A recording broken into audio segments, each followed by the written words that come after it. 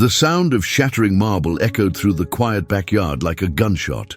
12-year-old Alex Martinez stood frozen, staring at the damaged Virgin Mary statue he had just struck with a stone. A jagged crack ran down the left side of her painted robe, and small fragments of carved marble lay scattered in the grass at the statue's base. His grandmother's most precious possession, a 3-generation family heirloom, now bore the mark of his rage.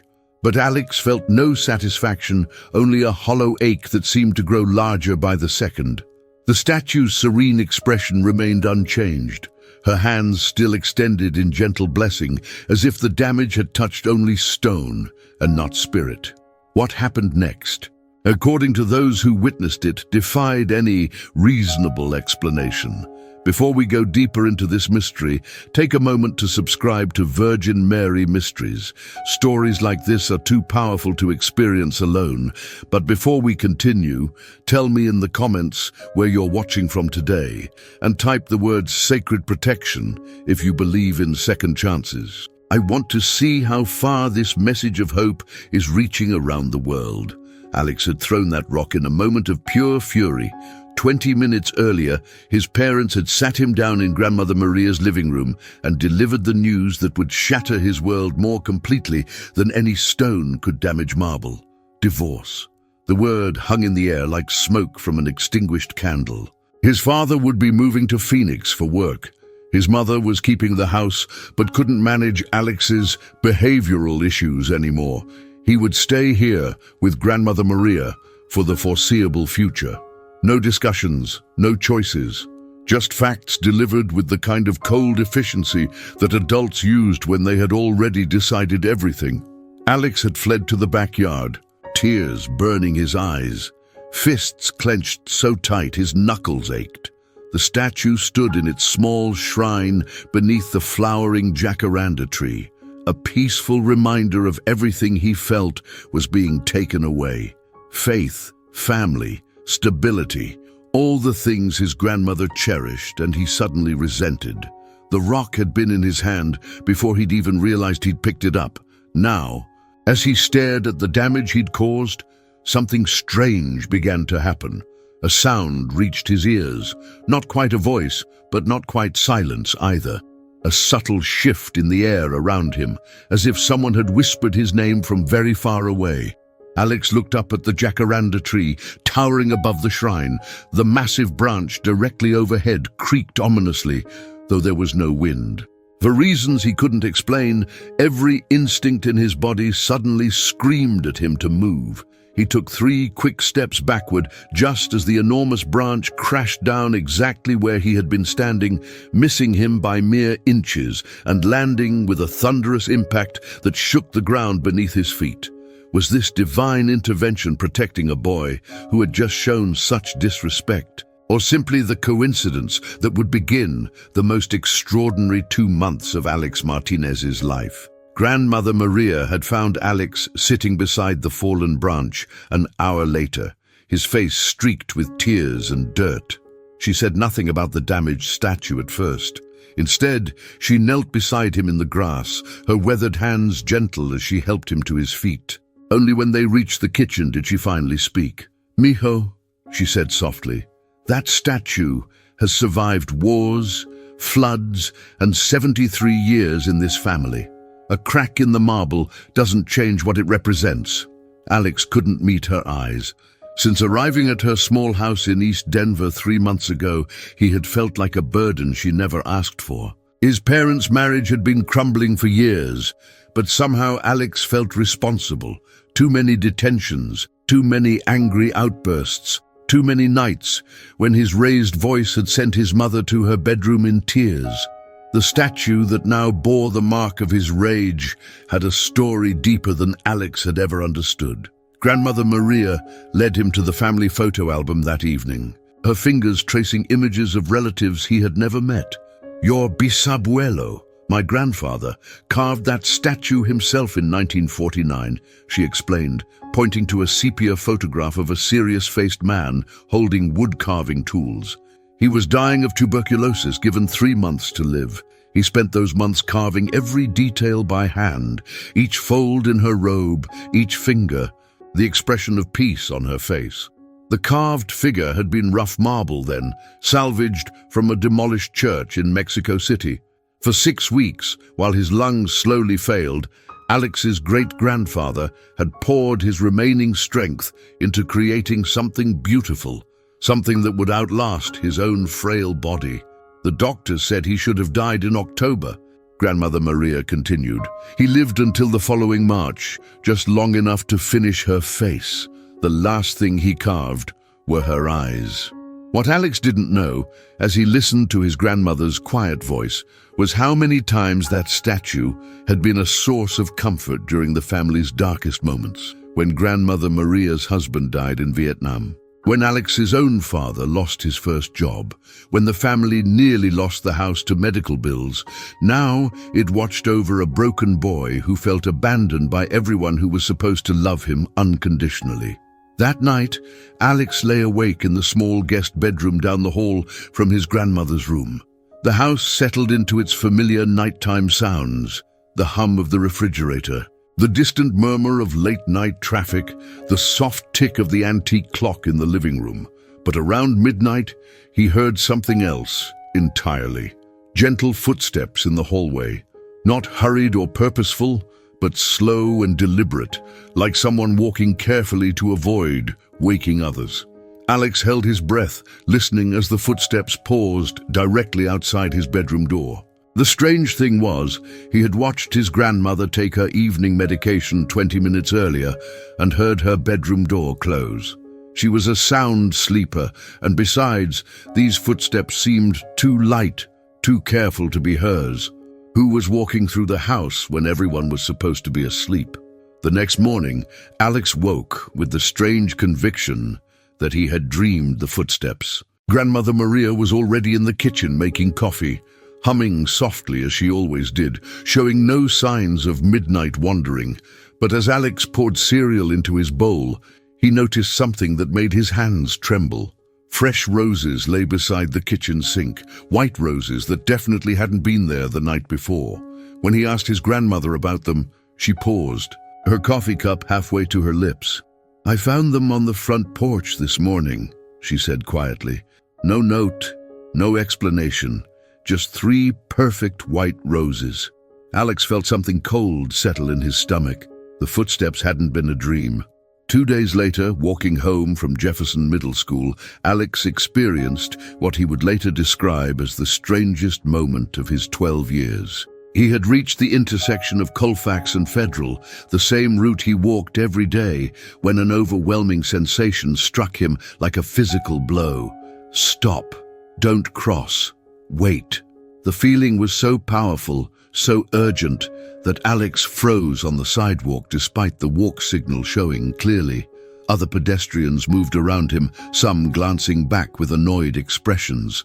A woman with a stroller brushed past him, muttering under her breath about kids blocking the walkway. But Alex couldn't move. Every instinct screamed at him to stay exactly where he was. If this story's pulling you in, subscribe now and tell me in the comments what you believe is really happening. Your insight might reveal something we haven't seen yet. 3 seconds later, a silver pickup truck ran the red light at nearly 50 miles per hour, blowing through the intersection exactly where Alex would have been walking. The driver, later found to be texting while driving, didn't even slow down. The truck's wake sent papers swirling through the air and left the smell of burning rubber hanging in the afternoon heat. Mrs. Patterson, who owned the corner market and had witnessed the near miss from her storefront window, came running outside. "That boy," she kept saying to anyone who would listen, "that boy knew. Somehow he knew that truck was coming." But Alex hadn't known about any truck. He had simply felt with absolute certainty that crossing the street would mean death. When he arrived home 20 minutes late, Grandmother Maria took one look at his pale face and drew him into her arms without asking questions. Only later, as they sat together on her old sofa, did Alex finally tell her what had happened. "The feeling," he said, struggling to find the right words, "it was like someone grabbed me from the inside and wouldn't let me move. Grandmother Maria was quiet for a long moment. Then she reached into her pocket and pulled out her rosary beads, the same ones she had carried for 40 years. Her fingers moved automatically through the familiar prayers, but her eyes never left Alex's face. "Mijo," she whispered finally, "I think someone is trying to keep you safe." But that night, as Alex lay in bed replaying the moment at the intersection, a disturbing question began to form in his mind. If something was protecting him, why had it started only after he had damaged the statue? The third intervention came during fourth period on a Thursday, when Alex was supposed to be taking a math quiz about fractions. Instead, he found himself staring out the classroom window, his pencil frozen in his hand, as an inexplicable panic washed over him in waves. Tommy! Something's wrong with Tommy! The thought arrived in his mind with such force that Alex actually gasped aloud, causing Mrs. Henderson to look up from her desk with concern. Tommy Nakamura sat 3 rows away, working quietly on his quiz, showing no signs of distress. But the feeling in Alex's chest grew stronger with each passing second, a certainty that defied all logic. Tommy was in danger, right now, this moment. Alex raised his hand, his voice barely steady. "Mrs. Henderson, I need to use the bathroom. Can't it wait until after the quiz, Alex?" "Please," he said, and something in his tone made her nod without further questions. Alex left his quiz unfinished on his desk and walked quickly toward the hallway. But instead of heading to the nearest restroom, he found his feet carrying him to the far end of the building, to the boys' bathroom near the gymnasium that Tommy always used during fourth period because it was quieter, less crowded. He pushed open the heavy door and found Tommy collapsed on the floor beside the sinks, his face turning blue, hands clawing desperately at his throat. A piece of candy, probably from the vending machine, was lodged completely in his airway. Alex ran back into the hallway shouting for help at the top of his lungs. "Teacher, someone help! Tommy's choking!" Coach Martinez was the first to respond, followed by Mrs. Henderson and the school nurse. They performed the Heimlich maneuver while Alex stood pressed against the wall, watching Tommy's face slowly return to its normal color as he gasped for air. "How did you know?" Mrs. Henderson asked Alex later as they sat in the principal's office. "Tommy went to the bathroom 5 minutes after you did. You couldn't have seen him leave the classroom." Alex had no answer that would make sense to adults. He couldn't explain the sudden, overwhelming knowledge that Tommy needed help. He couldn't describe the feeling that had pulled him across the school like an invisible hand. "I just knew," he said finally, which was both completely true and completely inadequate. The school called Grandmother Maria to pick him up early. During the quiet car ride home, she kept glancing at him in the rearview mirror. When they pulled into her driveway, she finally spoke. "3 times now, mijo. The branch, the truck, and now your friend. That's not coincidence." Alex nodded, his throat tight with emotions he couldn't name. That evening, after dinner, after homework, after his grandmother had gone to bed, he found himself standing at the back door, staring through the glass at the damaged statue in her shrine. For the first time since throwing the rock, Alex wanted to approach her, but his hands trembled as he reached for the door handle, and one terrifying question echoed in his mind. What if she was angry with him for what he had done? The fourth miracle arrived on a quiet Sunday morning, disguised as an ordinary moment that would have passed unnoticed if not for the strange urgency that suddenly gripped Alex's heart. Grandmother Maria stood at the kitchen counter, arranging her weekly medications in the small plastic organizer she had used for years. 7 little compartments, each labeled with a day of the week, each filled with the precise combination of pills that kept her heart beating steadily and her blood pressure stable. Alex sat at the breakfast table, supposedly reading the comics section of the Denver Post, but his attention kept drifting to his grandmother's methodical routine. She had been taking these medications for nearly 8 years, without incident. Same doctor, same pharmacy, same careful routine every Sunday morning. But as she reached for the small white pills that comprised her heart medication, something inside Alex's chest tightened like a fist. "Abuela," he said suddenly, his voice cutting through the peaceful morning quiet. "Don't take those." Grandmother Maria paused, the pills halfway to her mouth. "¿Qué dices, mijo? What did you say?" Alex felt his face flush with embarrassment, but the feeling of wrongness only grew stronger. "The pills," he said, standing up from the table. "Something's wrong with them. Please don't take them." His grandmother looked at him with the patient expression she reserved for his more unusual statements. Since the incident at school with Tommy, she had learned to listen more carefully when Alex spoke with that particular tone of certainty. "Alex, these are the same medications I take every week. Dr. Rodriguez prescribed them, and I picked them up from the pharmacy yesterday like always." But Alex was already moving toward her, his hands trembling. "I know it doesn't make sense, but something's wrong. Really wrong. Please just wait. Call Dr. Rodriguez first." The conviction in his voice, the genuine fear in his 12-year-old eyes, made Grandmother Maria hesitate. She set the pills back down on the counter and reached for her rosary beads, which always lay nearby during her morning prayers. "Virgen Santa," she whispered quietly, her fingers moving through the familiar prayers. "Guide us in wisdom." 20 minutes later, Dr. Rodriguez called back. His voice, usually calm and reassuring, carried an edge of barely controlled concern. "Maria, thank God you called. There's been a serious error at the pharmacy. The medication in your bottle isn't your heart pills. It's a different drug entirely.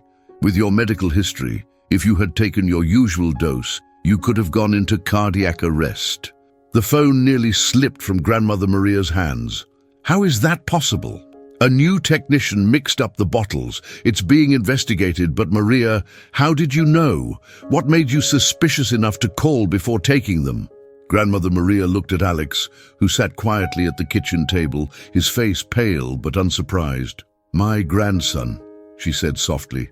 "My grandson told me something was wrong." After the phone call, they sat together in the living room, both shaken by how close they had come to disaster. Grandmother Maria pulled Alex close to her on the sofa, her arms encircling him as if he might disappear. "Mijo," she whispered, "this isn't just about protecting you anymore, is it?" Alex shook his head slowly, finally beginning to understand the magnitude of what was happening to him. The protection, the warnings, the impossible knowledge. It was spreading beyond his own life, reaching out to safeguard the people he loved. But if the Virgin Mary was truly watching over them, what was she preparing them for? The fifth intervention arrived 3 weeks later in the form of Alex's father, standing on Grandmother Maria's front porch at 11:30 on a Saturday night, drunk, angry, and demanding to see his son. Alex heard the raised voices from his bedroom, his father's slurred words mixing with his grandmother's firm but frightened responses. Through his window, he could see his dad's pickup truck parked crooked in the driveway, the driver's door still hanging open as if he had stumbled out in his haste to reach the house. "I want to see Alex," his father kept saying, his voice carrying the particular edge that Alex remembered from the worst nights before the divorce. "He's my son. You can't keep him from me." Alex crept to his bedroom door and listened as Grandmother Maria tried to calm the situation. "Roberto, you've been drinking. This isn't the time. Come back tomorrow when you're sober and we can talk." "Tomorrow?" His father's laugh was bitter and harsh. "There might not be a tomorrow, Maria. The company's laying off half the crew next week. My apartment lease is up. Everything's falling apart, and I can't even see my own kid." Alex felt something familiar stir in his chest. Not the urgent warning of physical danger that had become so recognizable, but something different. A gentle voice seemed to whisper in his mind, not with words, but with understanding. He saw somehow the deeper pain beneath his father's anger, the guilt over the divorce, the shame over his drinking, the terror of losing his son completely. More importantly, Alex suddenly knew exactly what his father needed to hear. Against every instinct telling him to stay hidden, Alex opened his bedroom door and walked down the hallway. Grandmother Maria looked up with alarm as he appeared, but Alex walked past her and opened the front door to face his father. "Dad," he said quietly, "You're not going to lose me." Roberto Martinez looked down at his son, his bloodshot eyes widening in surprise. The anger seemed to drain from his face, replaced by something raw and vulnerable. "Alex, he began, but his voice broke. "I know you're scared," Alex continued, the words flowing through him as if someone else was guiding his tongue. "I know you think you've messed up everything so badly that I won't love you anymore. But Dad, I miss you. Even when you drink, even when you're angry, I miss you." Alex stepped closer, looking up at the broken man who had given him life. "I miss throwing the ball with you.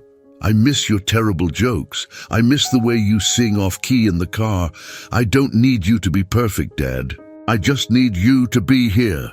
The silence stretched between them for a long moment before Roberto fell to his knees on the porch and pulled Alex into his arms, tears streaming down his face. "I'm sorry," he whispered against Alex's hair. "I'm so sorry for everything. I'll get help, I promise. I'll get clean. I'll be the father you deserve." That night, after his father had called a friend for a ride home and promised to check into a treatment program the next week, Alex knelt beside his bed and whispered his first real prayer in months. But as he closed his eyes in gratitude, a chill ran down his spine. The most dangerous test was yet to come. The storm arrived without warning on a Tuesday night in early October, bringing with it winds that howled through Denver's tree-lined neighborhoods like living things. Alex had been asleep for less than an hour when something jolted him awake. Not thunder, not wind, but a sensation he had learned to recognize over the past 2 months. Danger, immediate, fatal. He lay in bed for a moment, trying to understand what his body was telling him. The house groaned under the assault of the wind, but that was normal for Colorado storms. Rain lashed against his bedroom window, but the sound was familiar, almost comforting. Then he felt it again, stronger this time, an urgent pulling sensation in his chest, as if invisible hands were trying to lift him from his bed. "Get up, now! Move everyone to safety!" Alex stumbled into the hallway, his heart pounding. Grandmother Maria's bedroom door was closed, and he could hear her deep, peaceful breathing from within. She had taken her evening medication and fallen asleep during her nightly rosary prayers, her beads still clutched in her hands. "Abuela," he whispered, pushing open her door. "Abuela, we have to go downstairs." She stirred but didn't wake. The urgency in Alex's chest intensified, becoming almost painful. He shook her shoulder gently but firmly. "Abuela, please, we have to go to the basement right now." Grandmother Maria's eyes opened slowly, focusing on Alex's face in the dim light from the hallway. Something in his expression, the same look of absolute certainty she had seen before the truck, before Tommy, before the medication error, made her sit up immediately. "¿Qué pasa, mijo? What's wrong?" "The storm," Alex said, pulling back her covers. "Something's going to happen. We have to go downstairs." Without questioning further, Grandmother Maria rose and followed Alex toward the basement stairs. She had learned to trust the impossible knowledge that seemed to flow through her grandson during moments of crisis. They had barely reached the bottom of the stairs when the sound hit them. A crack, like thunder, followed by a crash that shook the entire house and sent vibrations through the concrete basement floor. Alex pulled his grandmother under the sturdy wooden table that had belonged to his great-grandfather, the same man who had carved the statue upstairs. For 30 seconds, the world above them sounded like it was being torn apart. Glass shattered, wood splintered, and something massive settled with a final devastating groan. Then silence. When they finally climbed the basement stairs 20 minutes later, flashlights in hand because the power had gone out, they found that the enormous cottonwood tree from the backyard had crashed directly through the roof and into Grandmother Maria's bedroom.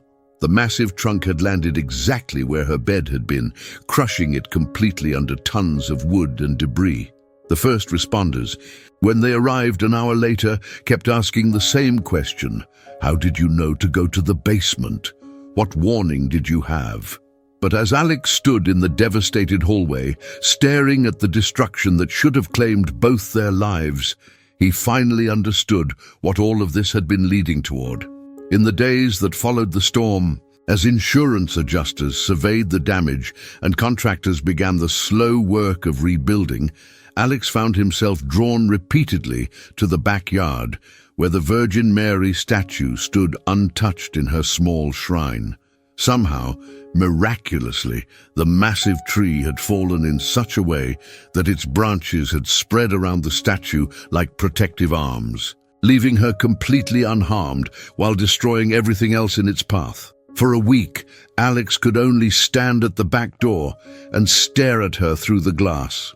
The crack he had made in her robe seemed more prominent now, a visible reminder of his anger and disrespect. But each time he started to approach, shame overwhelmed him like a physical weight. It was Grandmother Maria who finally gave him the courage he needed. "Mijo," she said one evening as they sat together on the couch in the temporary apartment the insurance company had provided, "she saved our lives 5 times. Do you really think she's holding a grudge about a crack in marble?" That night, Alex waited until his grandmother had fallen asleep, then quietly let himself into the damaged house. The contractors had made it structurally safe for brief visits, though most of the second floor remained uninhabitable. He made his way through the debris-filled kitchen and out the back door, his flashlight creating a small circle of light in the darkness. The statue stood exactly as it always had, serene and patient, her hands extended in eternal blessing. Alex knelt in the damp grass before the shrine, his 12-year-old voice barely a whisper. "I'm sorry," he began, the words catching in his throat. "I'm sorry for being so angry. I'm sorry for hurting you. I'm sorry for not understanding that you were trying to help me all along." Tears ran down his face as 2 months of confusion, fear, and wonder finally found their voice.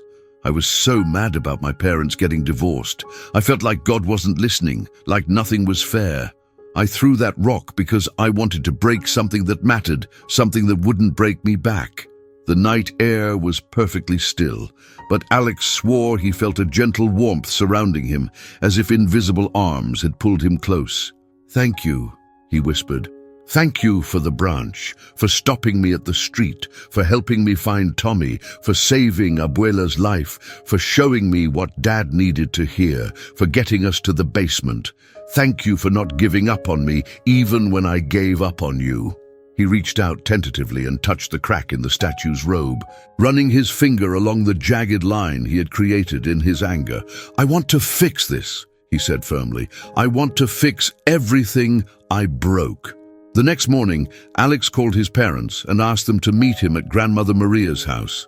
When his father arrived, sober now, 2 weeks into a treatment program, and his mother pulled up minutes later, Alex was waiting on the front porch with a proposal that would surprise them all.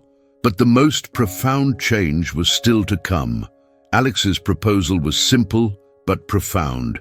He wanted the family to attend Mass together while Grandmother Maria's house was being rebuilt, not just once, but every Sunday, as a way of saying thank you for the protection they had received and asking for guidance in putting their broken relationships back together.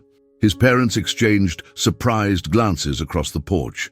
Neither had set foot in a church since Alex's baptism 12 years earlier. But something in their son's earnest face, combined with the impossible events of the past 2 months, made disagreement feel petty and small. "If that's what you want, mijo," his mother said softly, reaching for his hand, "we'll try." The first Sunday was awkward. His father sat rigidly in the pew, clearly uncomfortable. His mother fumbled with the responses she hadn't spoken in years, but Alex felt something settle in his chest during that first Mass. A peace he hadn't experienced since before his world had started falling apart. More importantly, he noticed his parents talking quietly in the parking lot afterward. Really talking, not arguing or negotiating, but sharing thoughts about rebuilding more than just damaged houses. It was during the 3rd week of attending Mass together that Alex approached his grandfather, Maria's husband, who lived across town, with an unusual request. "Abuelo," he said, "would you teach me how to repair marble?"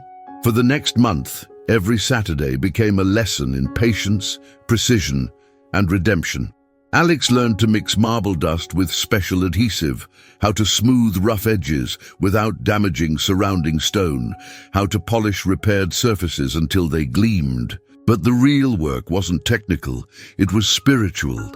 As Alex carefully filled the crack in the Virgin Mary's robe, his grandfather shared stories of his own mistakes, his own moments of anger, his own journey toward forgiveness.